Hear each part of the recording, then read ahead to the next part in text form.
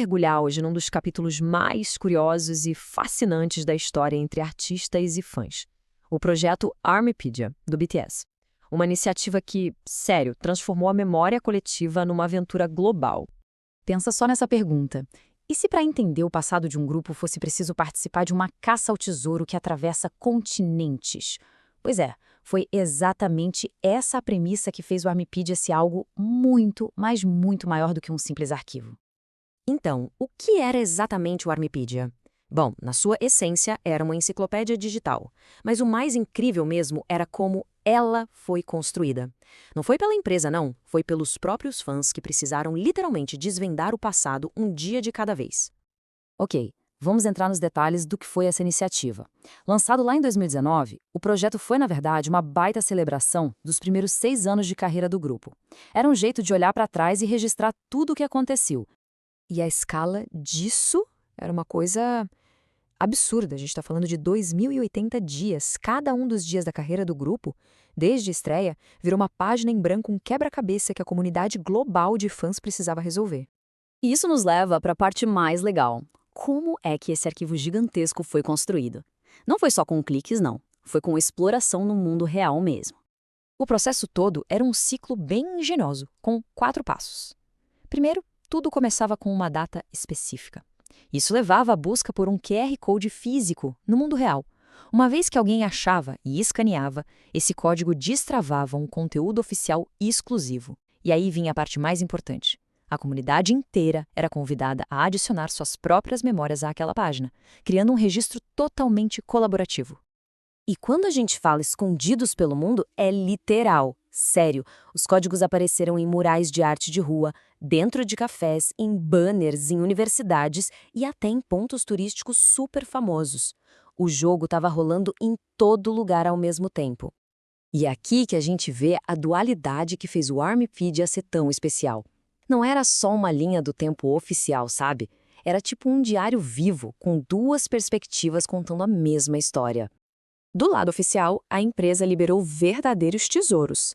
Fotos raras, vídeos de bastidores, curiosidades, muita coisa ali era exclusiva do Armipedia. E, para a frustração de muita gente, esse material simplesmente desapareceu depois que o projeto acabou, o que o tornou um verdadeiro arquivo perdido.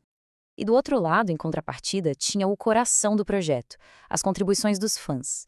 Gente do mundo todo adicionando suas memórias pessoais, fotos que tiraram em shows, fanarts e até teorias. Isso transformou o Armipedia num diário coletivo, global. Mas como é que tudo isso se conecta?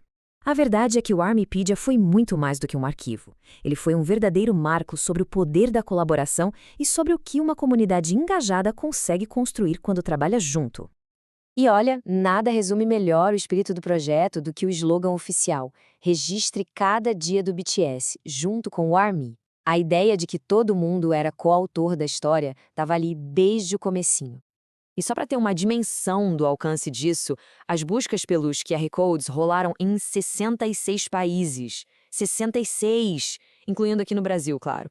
Foi uma mobilização mundial de verdade, com fãs se coordenando através de fusos horários diferentes para completar o mapa, todo mundo junto. Tecnicamente, o que o Armipedia fez tem um nome, é um ARG, um jogo de realidade alternativa. É uma forma de narrativa interativa que mistura o mundo digital com o físico, sabe?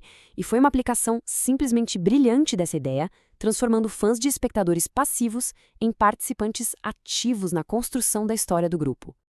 Então, o ponto crucial é este. O projeto foi importante por 3 grandes motivos.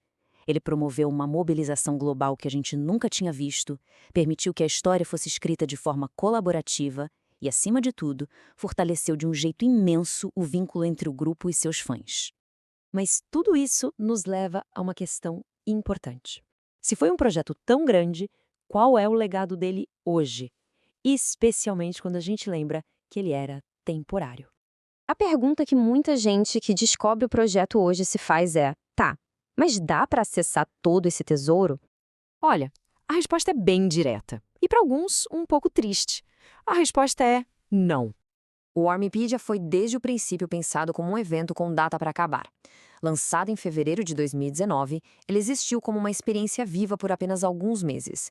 Depois que a caça ao tesouro terminou, o site foi desativado. E o arquivo virou uma memória. E isso, de certa forma, ilustra perfeitamente o legado dele. Hoje, o Armipedia não é um site que a gente pode visitar, mas sim uma memória cultural.